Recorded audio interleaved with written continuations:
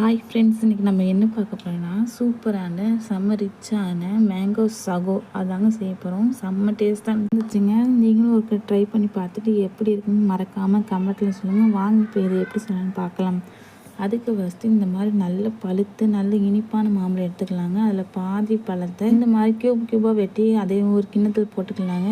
அடுத்தது என்ன செய்கிறீங்கன்னா, மிச்சம் உள்ள மாம்பழத்தை ஒரு மிக்ஸி ஜாரில் சேர்த்துருங்க. இந்த மாதிரி வெட்டி போட்டுட்டு சேர்த்துட்டு என்ன செய்யுங்கன்னா, நல்லா அரைச்சிக்கோங்க. இந்த மாதிரி நைஸாக அரைச்சி ஒரு கிண்ணத்தில் எடுத்து வச்சுக்கோங்க. இப்போ ஒரு பாத்திரத்தில் கடல் பாசி இருக்குல்ல, அதை கொஞ்சமாக வெட்டி போட்டு அதில் கொஞ்சம் தண்ணி ஊற்றிட்டு கொஞ்சம் ஒரு சர்க்கரை போட்டு நல்லா கொதிக்க வச்சு இந்த மாதிரி ஒரு பிளேட்டில் ஊற்றி வச்சிங்கன்னா ஜெல்லி மாதிரி வந்துடுங்க. இப்போ என்ன செய்யுங்கன்னா, அதை வெட்டி இந்த மாதிரி துண்டு துண்டாக எடுத்துக்கோங்க. எடுத்து அதை மாம்பழத்துக்குள்ளே சேர்த்துடலாங்க.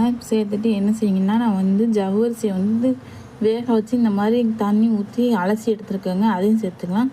இப்போ நம்ம அரைச்ச மாம்பழ விழுதையும் சேர்த்துக்கலாங்க. சப்ஜா சீட்ஸையும் ஊற வச்சுருக்கு, அதையும் சேர்த்துக்கலாங்க. இது கூட மில்க் மேட் சேர்த்துக்கலாங்க. எல்லாத்தையும் லைட்டாக கலந்துட்டு என்ன செய்யுங்கன்னா, கொஞ்சமாக பால் சேர்த்துக்கலாங்க. இப்போ எல்லாத்தையும் நல்லா ஒன்றா கலந்து விட்டுட்டா நம்மளோட சூப்பரான மேங்கோ சகோ ரெடி ஆயிடுச்சுங்க. இது செம்ம ரிச்சாக இருந்துச்சு, இன்னும் செம்ம டேஸ்ட்டாக இருந்துச்சுங்க. இதை ட்ரை பண்ணிவிட்டு எப்படி இருக்குன்னு கமெண்ட்டில் சொல்லுங்கள். இந்த வீடியோ உங்களுக்கு பிடிச்சிருந்துச்சின்னா லைக் பண்ணி ஷேர் பண்ணி கமெண்ட் பண்ணி மறக்காமல் சப்ஸ்கிரைப் பண்ணி வச்சுக்கோங்க. தேங்க்யூ.